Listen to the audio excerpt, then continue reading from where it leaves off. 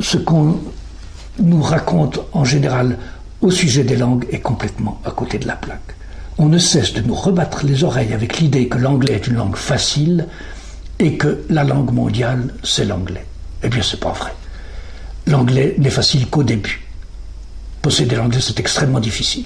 Et l'anglais n'est une langue mondiale qu'en ce sens que c'est la langue dans l'enseignement de laquelle les États engouffrent l'argent des contribuables dans le monde entier pour un résultat absolument médiocre. Une étude sérieuse qui a été faite sur la compréhension de l'anglais par les Européens a démontré que seuls 6% des Européens étaient capables de comprendre un texte d'anglais courant parlé. Donc 94% des Européens ne comprennent pas l'anglais. C'est vrai que beaucoup croient le comprendre. Il y a un grand décalage entre la réponse à la question « Est-ce que vous savez l'anglais ?»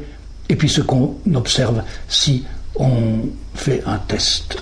Montre qu'il y a un dysfonctionnement dans notre société, mais on ne voit jamais le problème sous cet angle-là. Et pourtant, quand on pense à l'investissement énorme que font des millions de jeunes, des millions de professeurs de langue, des millions de contribuables, pour un résultat quasi nul pour l'immense majorité des gens, on se dit, mais enfin, s'il s'agissait d'électricité ou de pétrole, ça ferait un tollé.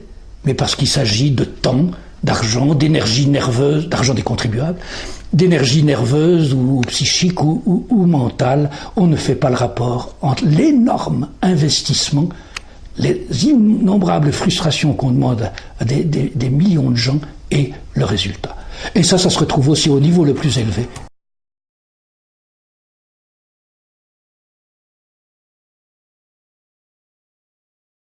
Ce qu'on nous raconte en général au sujet des langues est complètement à côté de la plaque. On ne cesse de nous rebattre les oreilles avec l'idée que l'anglais est une langue facile et que la langue mondiale, c'est l'anglais. Eh bien, c'est pas vrai. L'anglais n'est facile qu'au début. Posséder l'anglais, c'est extrêmement difficile. Et l'anglais n'est une langue mondiale qu'en ce sens que c'est la langue dans l'enseignement de laquelle les États engouffrent l'argent des contribuables dans le monde entier pour un résultat absolument médiocre. Une étude sérieuse qui a été faite sur la compréhension de l'anglais par les Européens a démontré que seuls 6% des Européens étaient capables de comprendre un texte d'anglais courant parlé. Donc 94% des Européens ne comprennent pas l'anglais. C'est vrai que beaucoup croient le comprendre. Il y a un grand décalage entre la réponse à la question « Est-ce que vous savez l'anglais ?» et puis ce qu'on observe si on fait un test.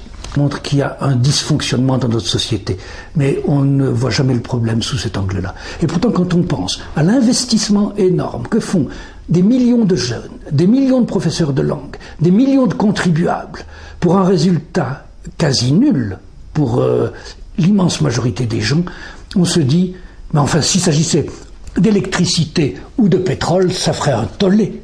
Mais parce qu'il s'agit de temps, d'argent, d'énergie nerveuse, d'argent des contribuables, d'énergie nerveuse ou psychique ou mentale, on ne fait pas le rapport entre l'énorme investissement, les innombrables frustrations qu'on demande à des millions de gens et le résultat. Et ça se retrouve aussi au niveau le plus élevé.